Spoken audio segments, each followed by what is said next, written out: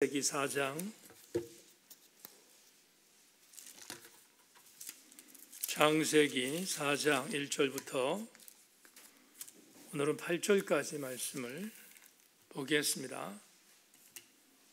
창세기 4장 1절부터 8절입니다. 말씀을 한 절씩 교독하겠습니다. 제가 먼저 1절 읽고 여러분들 한 절 읽고 이렇게 교독하면서 말씀을 나누겠습니다. 아담이 그의 아내 하와와 동침하매 하와가 임신하여 가인을 낳고 이르되 내가 여호와로 말미암아 등남하였다 하니라.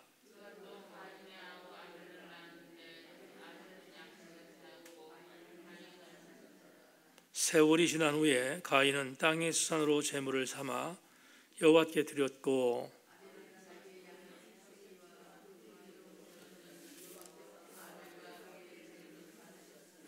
가인과 그의 제물은 받지 아니하신지라. 가인이 몹시 분하여 안색이 변하니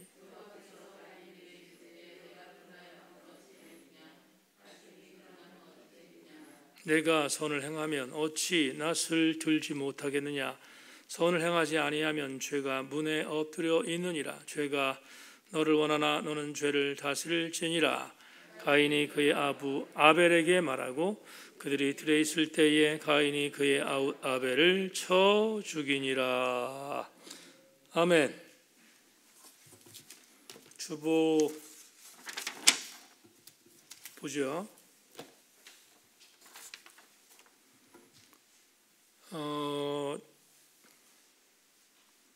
돌아오는 주일날 2부 예배 때 어린이 주일 겸해서 헌화식을 집례합니다. 우리 교회 아이들 4명이 헌화식을 참여하게 되는데 위해서 기도해 주시길 바랍니다. 이번 토요일 날 오전 6시에 월상 예배로 예배를 드리겠습니다. 대외 사역부를 위해서 함께 중보하고 성찬도 집례하겠습니다. 예배 끝나고 나면 우리 교회 뒤에 있는 정원을 정리하는 섬김의 사역을 하겠습니다. 두 군은 교회 준비하고요. 참석한 교우들은 간편한 복장으로 나오실 수 있기를 바랍니다. 새벽 예배용 큐티집 생명의 삶 5호로를 신청하지 않은 분이 가져가시는 바람에 신청한 분의 한 분이 가져가지 못하는 일이 벌어졌습니다.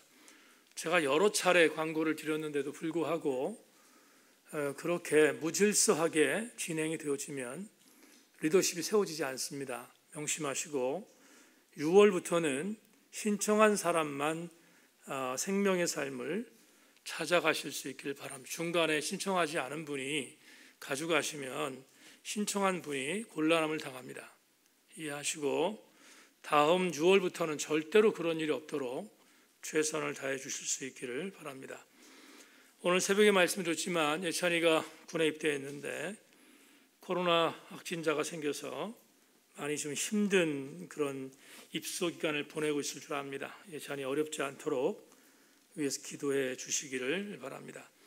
이번 토요일 날 7시 30분에 이사분기 실행재직위원회 모임을 구글 미트로 진행하겠습니다.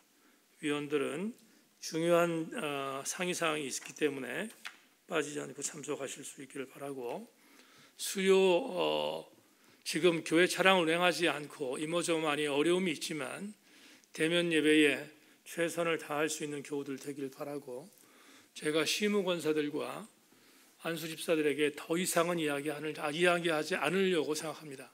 아무리 이야기해도 듣지 않는 사람들에게 뭔가를 얘기한다고 해도 그게 자꾸만 교회의 권위와 목회자의 권위만 떨어지기 때문에 더 이상은 이야기하지 않으려고 마음을 먹었습니다. 하지만 예배 속에서 자발적으로 신앙생활을 지켜가는 것은 팬데믹 상황 속에서 대단히 중요한 일이 아닐 수 없습니다. 모쪼록 자발적 신앙을 갖고 대면 예배에 최선을 다하는 교우들이 되실 수 있기를 바랍니다. 찬송가 한 장 더 부르고 말씀을 나누겠습니다. 283장 찬송 드리고 말씀을 나누겠습니다.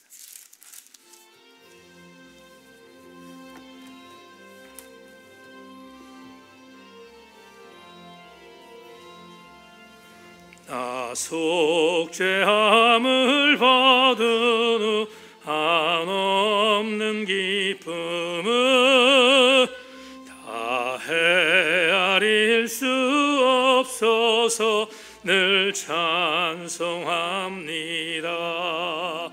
나 속죄받은 후 나 속죄받은 후 주를 찬미하겠네.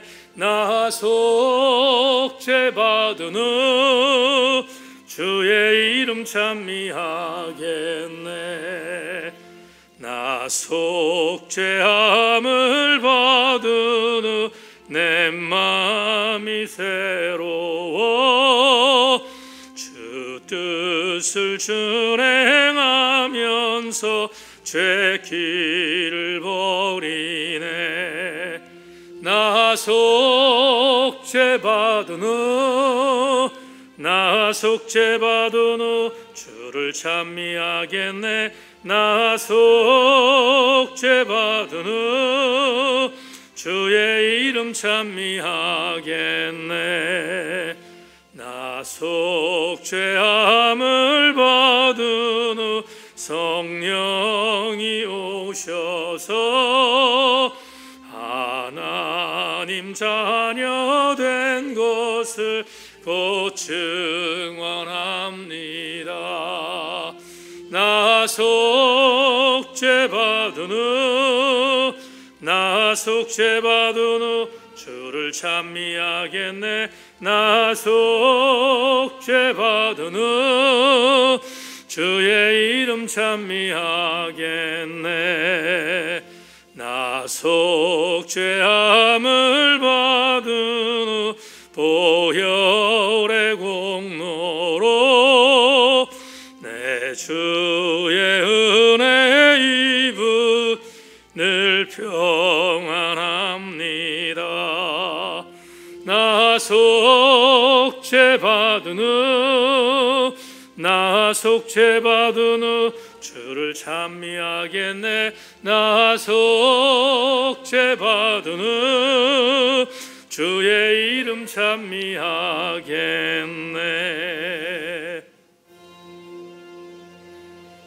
저녁 예배에 모였습니다. 주님, 적은 무리가 모였지만 두세 사람이 내 이름으로 모인 곳에 나도 그들과 함께 하겠다 하신 말씀을 분명히 믿기에 오늘 저녁 예배에 주의 은혜가 이곳에 임할 줄로 믿습니다. 하나님, 우리 예배를 기뻐 받으시는 주께서 말씀을 선포할 때에 말씀을 깨닫는 지혜의 영도, 진리의 영도 보내주셔서 함께 은혜 받고 집중하고 아멘하고 나에게 주는 말씀이 무엇인가를 깨닫고 감격함으로 예배당을 빠져나가는 우리 교우들이 되게 하여 주시옵소서. 오늘도 이 저녁에 주의 은혜가 우리와 함께 하실 것을 믿으며 예수 그리스도의 이름으로 기도하옵나이다. 아멘.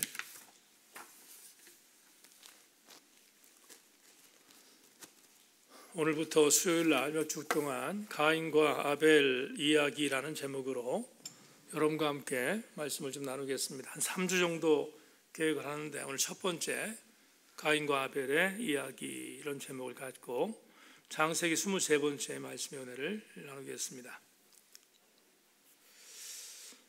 우리 교우들과 소그룹 모임을 할 때 나름 곤욕스러울 때가 있는데 그 곤욕스러울 때가 언제냐면 성경에 기록되어 있는 난해 구절, 어려운 구절이 있는데 그 어려운 구절을 해석해서 이해하도록 만들 때 그때 목회자들이 나름 곤욕스러울 때가 있는 게 사실입니다.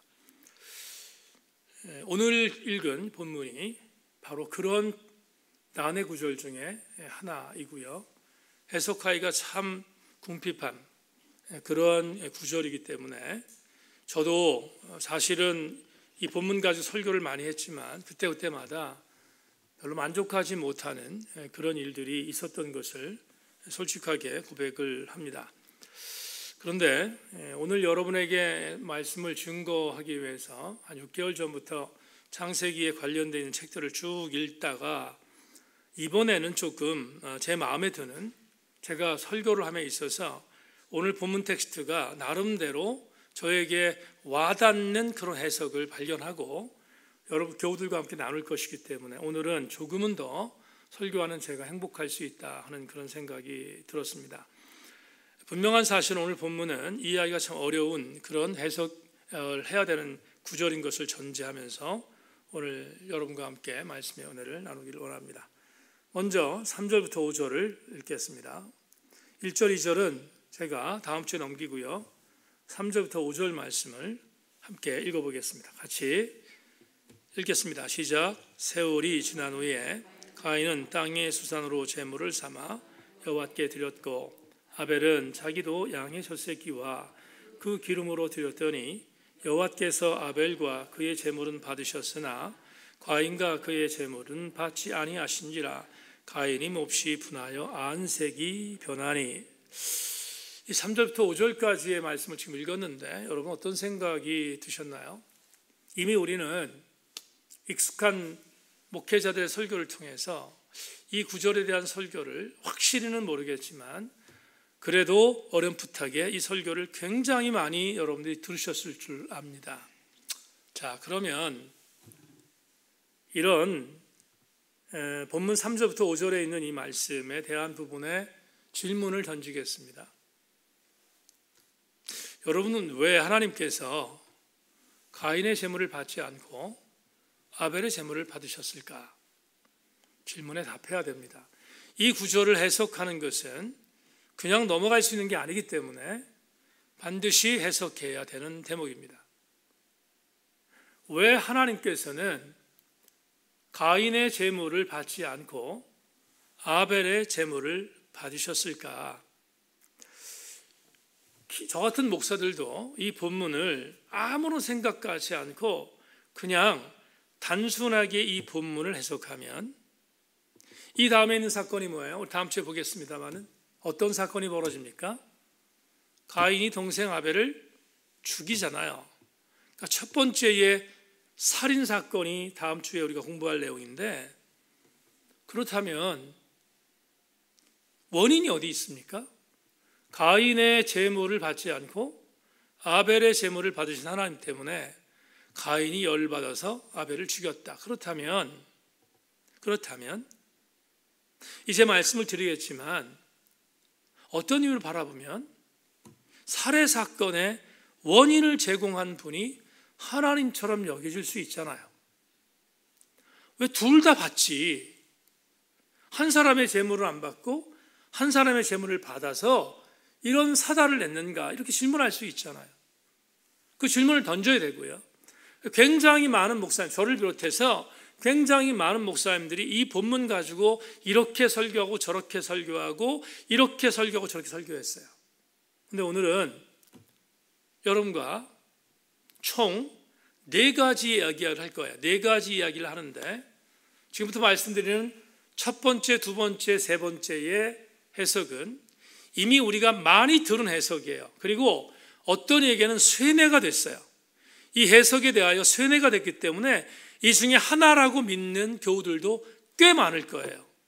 그런데 결론적으로 말하겠습니다. 첫 번째, 두 번째, 세 번째의 해석은 성서적이지 않습니다. 분명한 전제를 가득해요. 성서적이지 않은 해석이다. 첫 번째, 두 번째, 세 번째의 해석은 궁핍해요. 뭔가 궁색해요. 그런 해석입니다. 네 번째 해석은 우리가 복음주의 교회에 있으니까 복음주의 교회에 있는 교우들로 신학적으로나 성서적으로나 이렇게 받는 것이 옳아라는 해석이 네 번째 해석입니다. 그러니까 지금부터 담임 목사가 설명하는 세 가지의 해석은 그동안에 우리가 들었던 해석일 수 있는 가능성이 있다는 것을 전제하면서 여러분들에게 설교를 시작하겠습니다. 왜 가인의 제사를 안 받고 아벨의 제사만 받았는가에 대한 해석을 첫 번째로 여러분에게 나눠드립니다. 이 해석은 헤르만 둥켈이라고 하는 신학자의 해석인데요. 하나님께서 농업보다 유목민의 삶을 더 선호했기 때문이다. 이런 해석이에요. 이게 무슨 말이냐면 여러분 아시는 것처럼 에덴 동산에서 추방된 아담과 하와가 동침해서 아들을 낳았다. 내 가인과 아벨이다. 이 해석은 다음 주로 제가 넘길게요. 그런데 어쨌든 간에 에덴 동산에서 추방을 당한 아담과 하와잖아요. 근데 추방당할 때 하나님께서 뭐라고 말씀하셨는가 하면 아담에게 뭐라고 그러셨어요? 너 땅을 경작하고 땀을 흘려야 한다. 이렇게 말씀하셨잖아요. 그게 에덴 동산을 추방당한 아담의 죄과였어요. 그래서 아담과 하와는 에덴 동산에 추방돼서 에덴 동쪽에 가서 살면서 땅을 경작하며 살았지 않겠습니까? 그러다가 아들을 낳은 건데 가인과 아벨을 낳습니다. 그러니까 당연히 가인과 아벨도 땅을 경작하는 것이 맞잖아요. 그렇잖아요. 땅을 경작해 먹고 살아야 되었다 이 말이에요. 그런데 이때가 농경사회니까 지금 이 창세기가 편집될 당시가 농경사회니까 농경사회에서 사람이 할 수 있는 일이 뭐가 있겠습니까? 팔레스타인이라는 땅에서 할 수 있는 일이 뭐가 있겠어요? 농사 짓는 거. 농경사회니까. 그렇죠? 농사 짓는 거. 또 하나는 동물들을 키우는 거 아니겠어요? 그래서 여러분 농사를 짓는 것을 농업이라고 하고 동물들을 키우는 것을 목축업이라고 합니다. 그죠? 우리 지금 신장로님 우사를 경영하고 이재명 안주집사가 돈사를 경영하는 그런 거잖아요. 그런 게 목축업이란 말이죠. 자, 그러면 이렇게 보는 겁니다. 헤르만 궁켈이라고 하는 이 신학자가 하나님께서 왜 가인의 제사를 안 받고 아벨의 제사를 받았는가? 이유는 하나님은 농업을 선호하지 않고 목축업을 선호했기 때문이다. 그래서 농업의 소산물로 드렸던 가인의 제물은 받지 않고 목축업에 종사했던 아벨이 드렸던 양의 첫 새끼에 대한 제물을 받으셨다. 이렇게 해석하는 거예요. 근데 동의하기가 어려워요. 왜 동의하기 어렵냐면 하나님이 농업을 선호하고 농업을 싫어하고 목축업을 선호했다는 말 자체도 안 되지만 또 한 가지, 여러분 이 두 사람은 하나님께서 땅을 경작하며 살라고 하는 명령대로 최선을 다한 사람들이에요. 농사 짓는 가인은 농사를 최선을 다했고 목축업을 하던 아벨은 목축업에 최선을 다한 거예요. 어디 하나 여러분 가인이 농사를 땡땡이 쳤다는 단어가 어디 나와요? 나오지 않잖아요. 최선을 다한 것을 갖고 하나님께 드린 거라고요. 성서는 하나님께서 목축업과 농업을 편가렀다 하는 말이 단 한 자도 나오지 않습니다. 그러니까 이 해석에 대해서 우리가 동의할 수 없다 하는 것이 첫 번째 해석입니다. 두 번째는 스키너하고 제이콥이라는 학자가 이야기한 건데요. 한번 읽어볼까요? 시작. 하나님은 곡식 제사보다 동물 희생 제사를 더 선호하시는 분이셨고 피 있는 제사가 피 없는 제사보다 더 우월한 영적 제사다라고 주장하는 거예요. 많이 들었죠? 여러분 이거는 저도 예전에 이 구절을 궁색하게 해석할 때 이렇게 해석했어요. 여러분들 고백합니다. 하나님께서 왜 가인의 제물을 받지 않았는가? 피가 없었다. 아벨의 제물을 왜 받으셨는가? 피가 있었다. 그러니까 피가 있는 제물과 피가 없는 제물이었기 때문에 그랬다. 이렇게 해석해요. 그럴듯해 보이잖아요. 근데 말입니다. 오늘 4절과 5절에 나오는 가인과 아벨이 드린 제사의 제물이 있어요. 제물. 있죠? 4절과 5절에 제물이 있잖아요. 이 제물을 히브리어로 민하라고 해요. 민하. 한국 사람 이름 같네. 민하라고 해요. 근데 히브리어 민하라는 단어는 원래 뜻이 무슨 뜻이냐면, 여러분 레위기서에 나오는 5가지 제사 가운데서 번제, 화목제, 속죄제, 속건제는 피가 있는 제사를 말하는데, 가난한 사람들을 위해서 만들었던 5번째 제사가 뭐예요? 소제잖아요. 소제. 소제는 곡물로 드리는 걸 말하거든요. 근데 오늘 본문에 나오는 제물이 뭐냐? 히브리어로 미나, 소제예요. 소제. 소제라고요. 그러면 양의 첫 새끼를 드렸다고 표현되어 있는 아벨이 드린 것도 엄격한 의미에 있어서 소제의 성격으로 드린 거예요.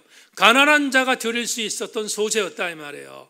말할 것도 없이 가인이 드렸던 제사는 곡식을 드린 거니까, 농업의 곡식을 드린 것이니까 마땅히 미나일 것입니다. 그렇다면 두 번째, 제이콥과 스키너가 말하고 있는 피 있는 제사를 드린 것을 받았고 피 없는 제사를 드린 것을 받지 않았다는 해석도 말도 안 되는 해석이다 하는 것이요. 왜? 미나라고 하는 제물 자체는 여러분 피 있는 제사가 아니고 소제였기 때문이었다.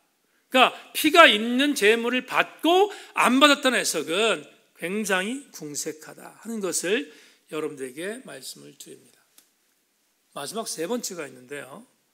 세 번째는 구약학자 중에서 아주 유명한 본나드라고 하는 구약학자가 주장한 주장인데요. 자, 한번 읽어보겠습니다. 이것도 교리적인 건데, 시작. 하나님이 아벨의 제사를 받으시고 가인의 것을 받지 않으신 것은 전적인 하나님의 주권이며 하나님의 자율성이다. 이게 무슨 말이죠? 구약학자 중에서 아주 고대 학자 유명한 본나드가 이렇게 말한 거예요. 가인의 제물을 안 받고 아벨의 제물을 받으신 것은 시비거리가 아니다 이 말이에요. 그냥 하나님의 주권이라는 거예요. 하나님이 그렇게 하고 싶었다는 거예요. 언제든지 하나님 주권은 신비로운 일이다. 그래서 하나님 주권의 일이기 때문에 이거 갖고 시비 걸면 안 돼. 이게 굉장히 강력한 그런 주장으로 해석되어 왔어요. 하나님의 주권을 건드리면 안 된다. 아벨의 제물을 받고 싶었고 가인의 제물을 받고 싶지 않았던 건 하나님의 뜻이지 인간이 시비할 게 아니다. 이렇게 해석한 게 본나다라는 신학자의 해석이에요. 근데 여러분, 이거는 항상 하나님의 주권을 말하면 뭐와 연결됩니까? 예정론과 연결돼요. 예정론.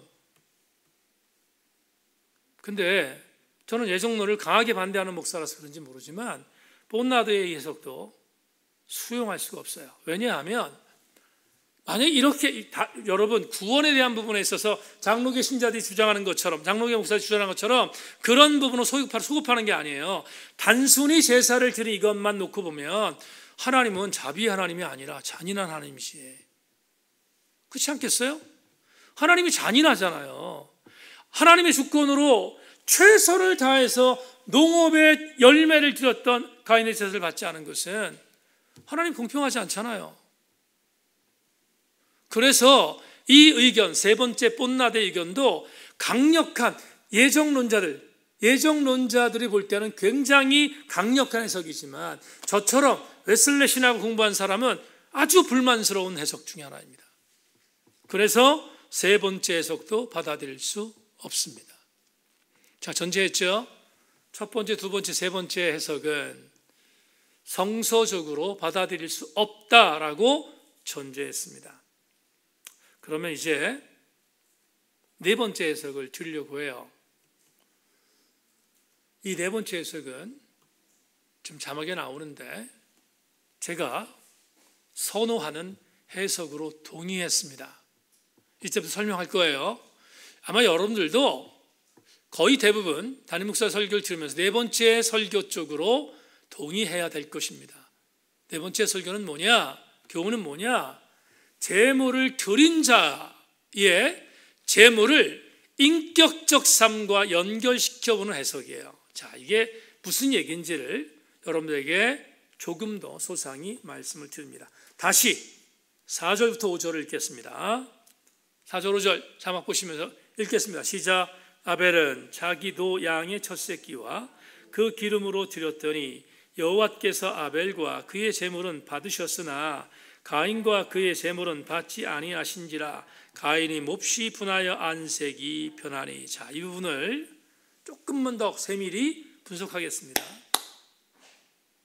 성경은 아주 우리에게 중요한 단서를 하나 줍니다. 3절 보죠. 3절 다시 한번 읽습니다. 준비 시작. 세월이 지난 후에 가인은 땅의 소산으로 제물을 삼아 여호와께 드렸고. 3절에 세월이 지난 후에 가인은 땅의 소산으로 하나님께 제물을 드렸다, 이렇게 말합니다. 그리고 4절 다시 한번 봅시다. 또 한번 중요하니까 4절 시작. 아벨은 자기도 양의 첫 새끼와 그 기름으로 드렸더니 여호와께서 아벨과 그의 예물은 받으셨으나. 5절 읽겠습니다. 다시. 가인과 그의 제물은 받지 아니하시. 여기까지만. 자, 주목. 창세기 기자는 3절, 4절, 5절에서 우리에게 이런 정보를 줘요. 어떤 정보를 주냐면 하나님 앞에 가인이 예배를 드렸다라고 말하지 않아요. 또 하나, 하나님 앞에 아벨이 제사를 드렸다, 이렇게 말하지 않아요.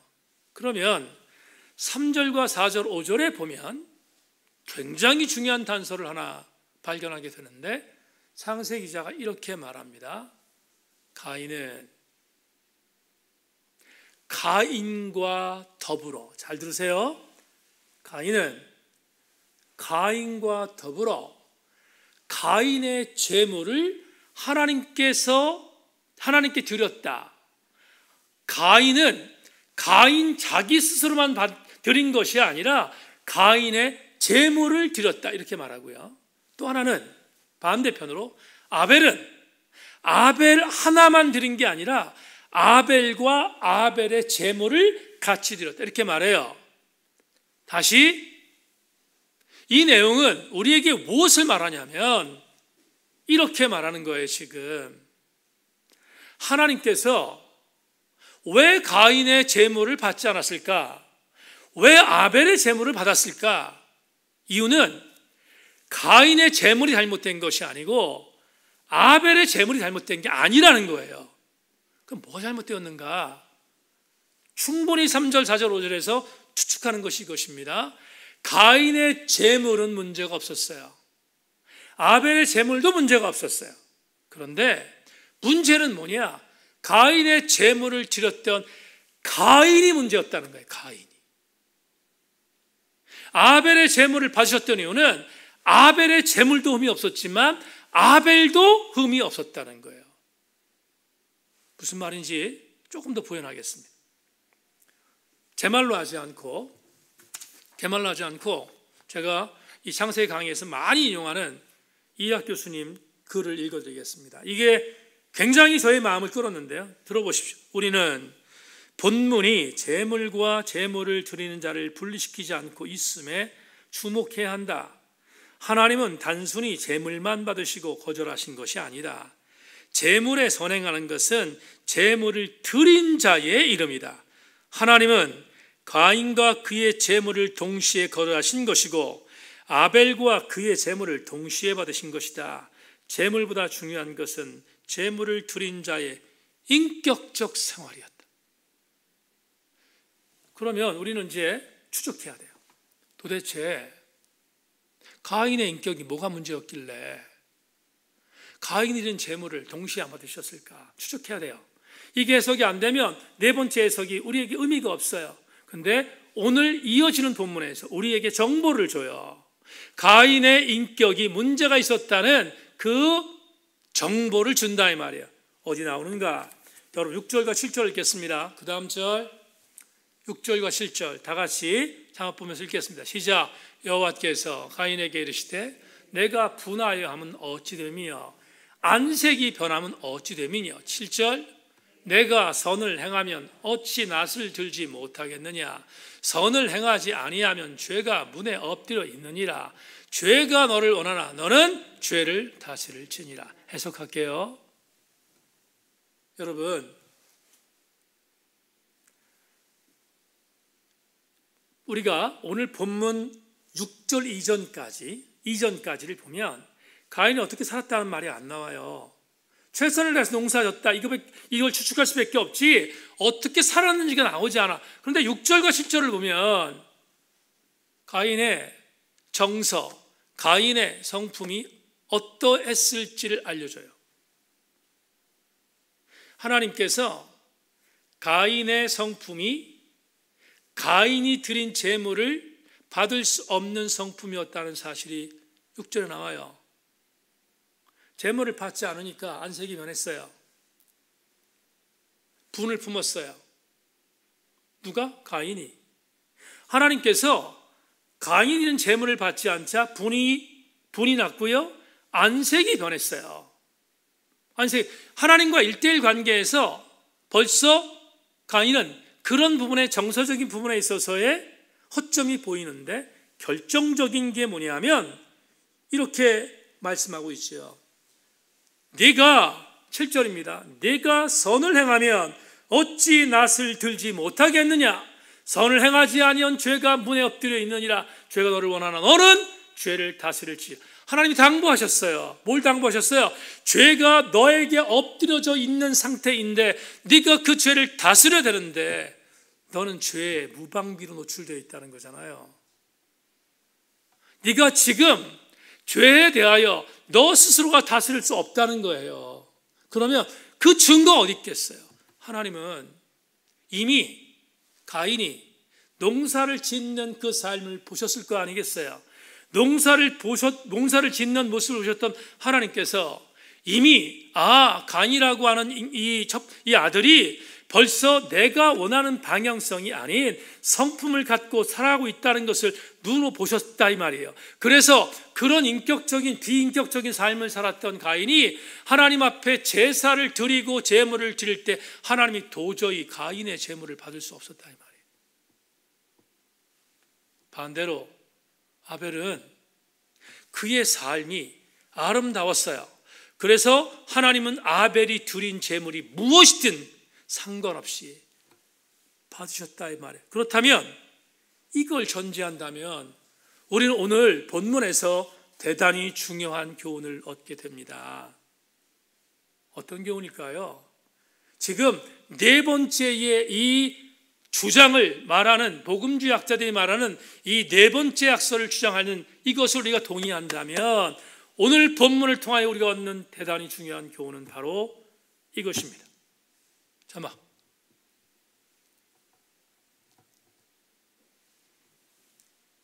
여러분 수없이 들었어도 오늘 본문을 통하여 또 한번 곱씹는 시간 갖겠습니다. 아벨의 성품과 가인의 성품을 둘러놓고 봤을 때 제사를 드리기 이전부터 가인은 비인격적인 삶을 살았고 아벨은 인격적인 삶을 살았던 것을 감안하여 하나님은 아벨이 드린 제물을 받았으며 가인이 드린 제물을 받지 않은 것은 제물 때문이 아니라 제물을 드린 자의 영적 상태 때문이었다. 그렇다면 오늘 우리에게 주시는 은혜는 이거예요. 하나님이 기뻐하시는 예배는 신앙의 인격이 담보된 삶의 예배를 드릴 때라는 교훈이 이 안에 있어요. 우리는 이 교훈을 여러분 절대로 소홀히 여기면 안 됩니다.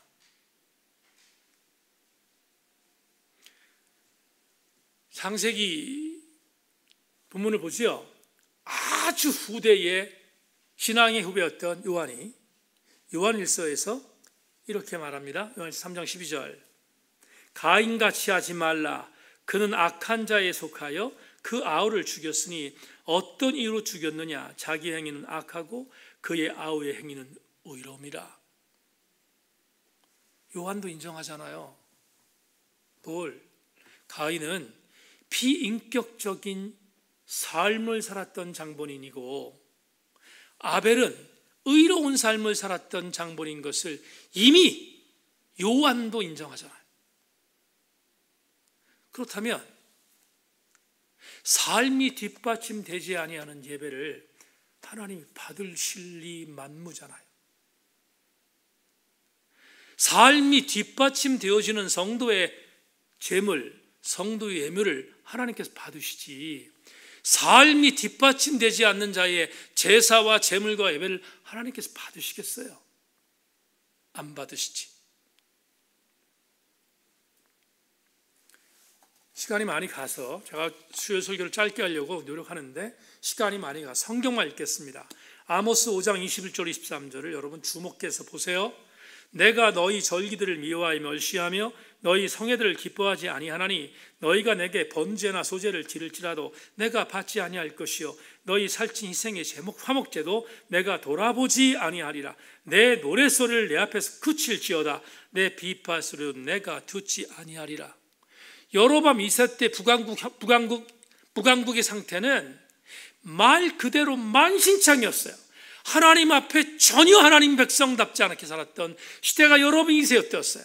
그런데 여로밤 2세 때 성직자들과 돈 많은 사람들이 하나님 앞에 제사를 드려요. 뭐 어떻게 드립니까? 오늘 본문에 보면 가장, 오늘의 언어로 말하시다, 가장 위대한 오케스트라를 동원해가지고 노래를 부릅니다. 찬양을 부릅니다. 하나님 영광을 받으라고 찬양을 불러요. 살찐 암소와 살찐 송아지 음식들을 의리의리하게 차려서 하나님께 드렸어요. 근데 하나님께서 뭐라고 그럽니까? 집어쳐라. 내 노랫소리를 내 앞에서 굳혀라. 나는 너희들의 제사를 받지 않을 것이다. 이렇게 말해요. 왜 그랬습니까? 여로밤 2세 때 하나님과 전혀 상관없는 일탈적인 삶을 사는 사람들이 가증스럽게 하나님께 예배를 드린 것을 하나님이 역겨워하셨기 때문이에요. 받지 않는다는 거예요. 집어치우라는 거예요. 노랫소리를 끊으라는 거예요. 하나님이 전혀 이 부분에 대해서 받지 않겠다는 거잖아요. 여러분, 우리는 로마서 12장을 보면 대단히 중요한 교훈을 하나 얻게 됩니다. 로마서 1장부터 11장까지가 뭐예요? 구원을 어떻게 받는 것인가, 구원이라는 무엇인가에 대한 교리에 대한 부분이 로마서 1장부터 11장까지예요. 그래서 사도 바울이 기가 막히게 말합니다. 기가 막히게 믿음으로 말미암아 구원받는 것, 이 믿음으로 말미암아 구원받는 구원의 요체에 대해서 1장부터 11장까지 기가 막히게 설명해요. 근데 11장까지 설명을 딱 끝내고 12장을 시작합니다. 12장은 이렇게 시작해요. 그러므로 형제들아, 내가 하나님 모든 자비하심 너희를 권하노니 너희 몸을 하나님이 기뻐하는 거룩한 산제사로 드리라. 이는 너희가 드릴 영적 예배니라. 너희 이 세대를 분받지 말고 마음을 새롭게 함으로 변화를 받아 하나님의 선하시고 기뻐하시고 온전한 뜻이 무엇인지 분별하라 말하고 있는데, 12장이 교리적인 부분을 설명한 1장과 11장을 다 설명한 뒤에 구원받은 자는 그러므로, 12장 1절이 뭐예요? 12장 1절의 접속사가 뭐예요? 그러므로 너희가 구원받은 백성이니까 그러므로 앞으로 이렇게 살아라. 이게 12장이잖아요. 우리는 이런 은혜를 받아야 돼요. 하나님께서 오늘 가인의 제물을 받지 않으신 게 아니에요. 착각하면 안 돼요. 가인이 드렸던 농산물의 첫 번째 소산을 하나님께 드린 것이 나빴기 때문에, 하나님께서 기분 나빴기 때문에, 피가 없는 제사였기 때문에 가인의 제물을 받지 않은 게 절대로 아니라는 거예요. 그럼 뭐냐? 가인의 삶이 마음에 안 들었다는 거예요. 가인의 삶이 마음에 들었지 않았기 때문에 가인이 아무리 좋은 것을 하나님께 드렸어도 하나님은 가인의 제물을 받지 않으셨다는 거예요. 삶은 우리 신앙인들에게 있어서 먼저 드려야 할 자세예요. 여러분, 축도 이후가 더 아름다운 교회가 됩시다. 축도 이후가 더 아름다운 교회가 됩시다 라고 슬로건을 내세웠어요. 그런데 축도 이전을 엉망진창으로 살면서 어떻게 축도 이후를 아름답게 살아요? 월요일부터 더 승리하는 삶을 살자고 슬로건을 걸었어요. 근데 주일을 개떡같이 보내면서 어떻게 월요일부터 더 승리하는 삶을 살 수 있어요? 성서적 삶을 실천적 삶으로 연결합시다 라고 말했습니다. 근데 실천적 삶을 살 수 없는 이유는 성서적 삶을 소홀히 여기니까 실천적 삶을 연결할 수 없는 거예요. 우린 굉장히 착각하는 게 하나 있는데, 하나님 앞에 우리가 어떤 모습으로 예배를 드릴 것인가, 어떤 모습으로 신앙의 자세를 세울 것인가, 그것을 우리의 삶으로 먼저 배워야 우리는 온전한 신앙이 될 수 있으며 하나님께 드리는 제사가 아름다운 제사가 되지 않겠습니까? 팀 켈러라고 하는 목사님 이런 말을 했어요.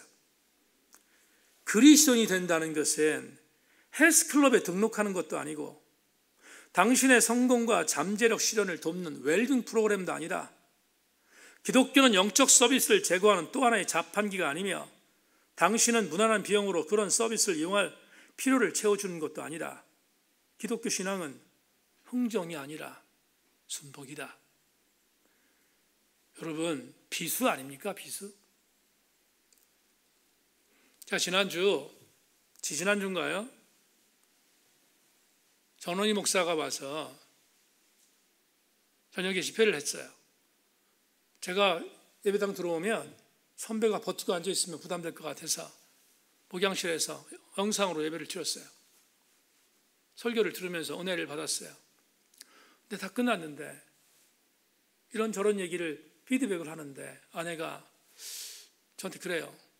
여보, 이선민 집사가 그날 참 많이 울었어요. 이선민 집사가 참 많이 울었다고 기도하는데 청년들과 학생들을 위한 집회야. 근데 그날이 예배를 안 나왔어. 그날들이 예배를 안 나왔어요.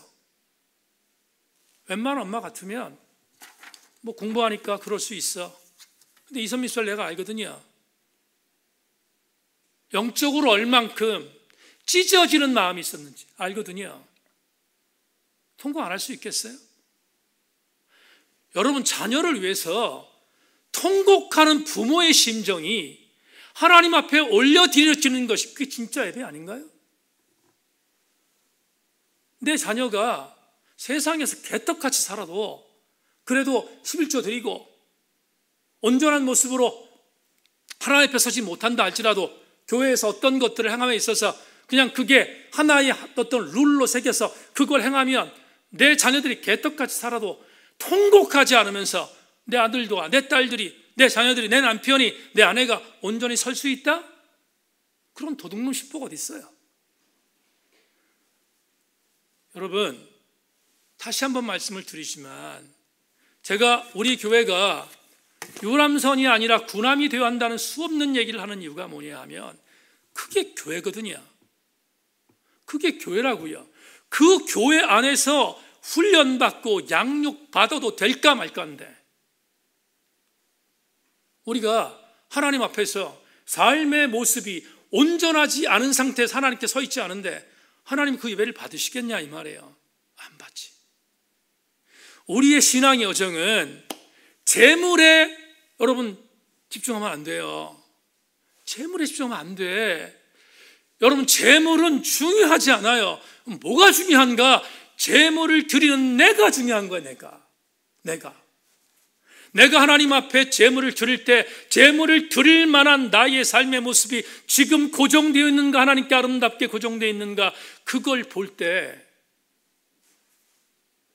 하나님께서 내 모습을 보시고 그걸 기뻐하신다 이 말이에요. 오늘 우리는 참 이상한 버릇이 있다, 이상한 생각을 한다. 하나님 앞에 마땅한 의무를 다하면 내가 하나님 앞에 주의를 꼭꼭 지키고 11조를 정확하게 드리고 그 바리새인이지.